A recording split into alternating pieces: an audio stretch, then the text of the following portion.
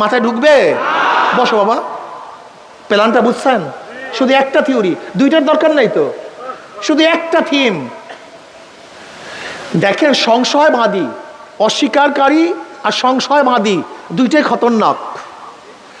অস্বীকারীর চেয়ে সংশয়বাদী আরো খতরনাক। দুইটা প্ল্যান, যে হয়তো অস্বীকার করবা অথবা সন্দেহ করবা। হয়তো কি করবা অথবা যদি বাচ্চার মাথার মধ্যে ঢুকানো যায় আল্লাহ আছে কি নাই, তাহলে বাস ক্লিয়ার। বুঝাতে পারি নাই। যেমন ধরে না, আপনি বাসে ঢাকা যাইতেছেন, একটা ব্যক্তি আপনার পাশের সিটে ছিল, আর একটা ব্যক্তি সে উঠা যাওয়ার সময় পাশের ব্যক্তিকে বললো, ভাই আপনার পাশে যে ব্যক্তি আছে তার কিন্তু চরিত্র বেশি ভালো না। এই কথা বলে সে চলে গেছে। আচ্ছা বলেন তো, যেই ব্যক্তির ব্যাপারে আপনাকে সন্দেহ সৃষ্টি করছে, এখন ওই ব্যক্তি যদি আপনাকে কিছু খেতে দেয়, আপনি খাবেন? যদি জোরাজুরি করে, সন্দেহ। যত জোরাজুরি করবে, যত জোরাজুরি করবে, যত জোরাজুরি করবে, কারণটা কি বলেন তো? ঠিক কাউর যদি কোরআন ও হাদিসের উপর একটা সন্দেহ সৃষ্টি হয়, ওদের মূল প্ল্যানটা কি ছিল দেখেন তো?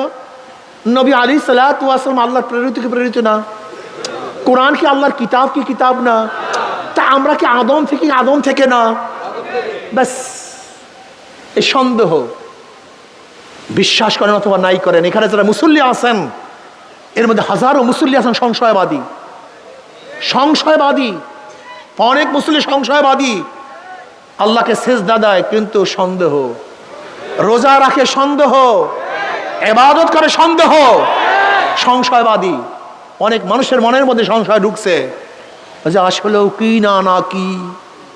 মারাত্মক অবস্থা। ইমানের মধ্যে সন্দেহ সৃষ্টি করার চেষ্টা করছে। এই যত আর্টিকেল, যত নাটক, যত নভেল, যত সিনেমা, এর মূল কি?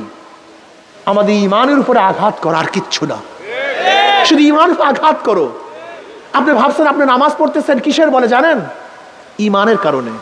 আপনি রোজা রাখতেছেন কেন জানেন? ইমানের কারণে। আপনি